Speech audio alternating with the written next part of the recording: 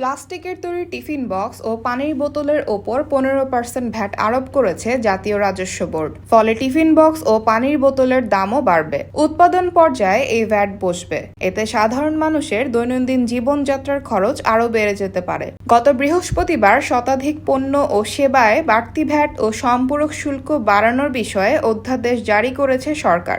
Tiffin box ও পানির বোতল এখন মধ্যবিত্ত পরিবারের নিত্যপণ্যে পরিণত হয়েছে। উৎপাদন পর্যায়ে এই ভ্যাট বসলেও শেষ পর্যন্ত তা ভোক্তার ঘাড়েই চাপবে।